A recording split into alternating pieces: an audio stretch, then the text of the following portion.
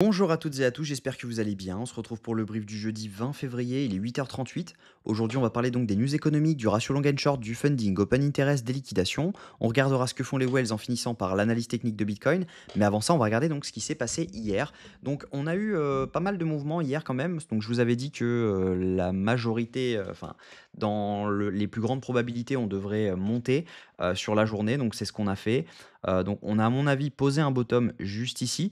En revanche, on n'est pas à l'abri de revenir chercher donc le FVG ici. Après, il faut savoir quand même qu'il y a pas mal de gens qui l'attendent et par conséquent, c'est possible de ne pas venir le chercher.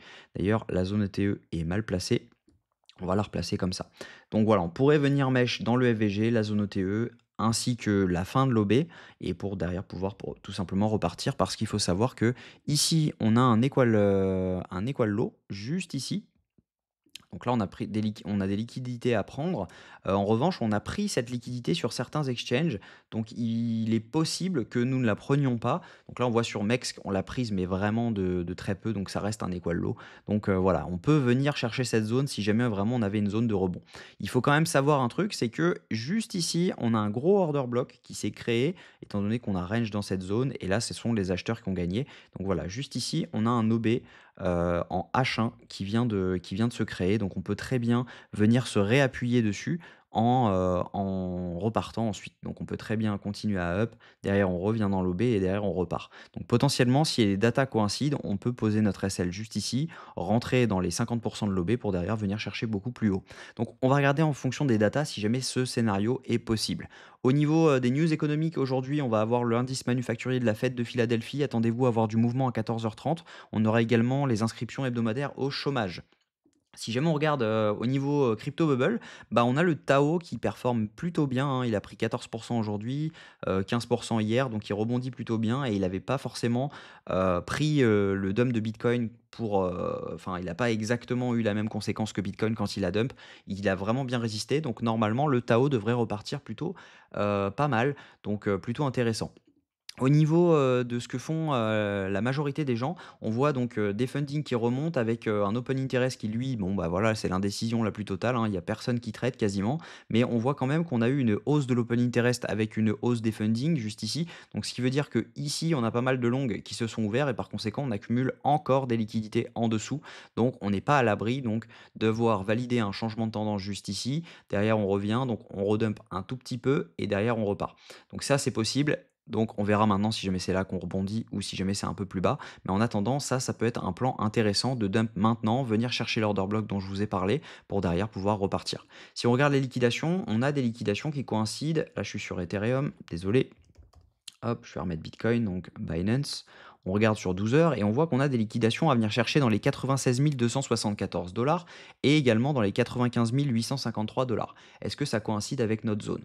Bah oui, parfaitement. On voit que 95 600 à 96 400, ça coïncide plutôt pas mal avec nos liquidations. Donc potentiellement, on peut venir chercher cette zone et derrière repartir. Si on regarde maintenant sur 24 heures, on va regarder si jamais ça coïncide également avec cette zone. On voit qu'on a un cluster juste ici et ensuite, bon, bah, ça, c'est l'équal low dont je vous parlais. On a des liquidations à venir chercher en dessous. Donc, potentiellement, la première zone de rebond serait celle-ci et la deuxième serait donc celle dont je vous ai parlé tout à l'heure. Au niveau de ce que font les whales, est-ce que j'avais chargé mon tableau? Donc ça, c'est les datas d'hier. Donc on voit que non, on n'a pas énormément d'achats au niveau des whales. Les micro-whales également n'achètent pas énormément, hein. On est vraiment sur de l'indécision totale. Les retails non plus. Donc voilà, on est... alors je vais recharger quand même parce que là, on n'est plus du tout là-dessus. Je suis désolé. Hop, j'en ai pour une seconde. Tac, voilà. Et là, on est bien. Hop, donc on voit bien, finalement, on voit bien, parce que là, la charte n'avait pas chargé, j'en suis désolé. Donc on voit bien que les whales achètent ce mouvement, hein, c'est elles qui produisent ce pump, alors que les micro-whales, elles, ont vendu cette zone-ci et l'ont racheté ensuite. Donc là, elles sont en train de racheter. Les retails également, donc le delta est plutôt positif pour avoir un pump. Donc on n'est pas à l'abri quand même d'avoir ce dump et derrière pouvoir repartir à la hausse. Donc ça, c'est vraiment intéressant parce que ce scénario coïncide quand même pas mal. Donc on pourrait avoir une première zone de rebond ici en posant son stop loss, donc juste sous cette zone, pour derrière venir target donc la zone juste ici. donc qui serait donc cette zone-ci de TP. Je pense même qu'on peut venir chercher donc toute la zone OTE de ce mouvement, donc dans les 100 000 dollars. Ça pourrait être vraiment intéressant. Donc premier TP juste ici, deuxième TP, à mon avis, on peut TP beaucoup plus haut, venir chercher donc le FVG qu'on a juste là. On voit que ça, c'est intéressant. On a un FVG juste là, donc ça peut être le deuxième TP.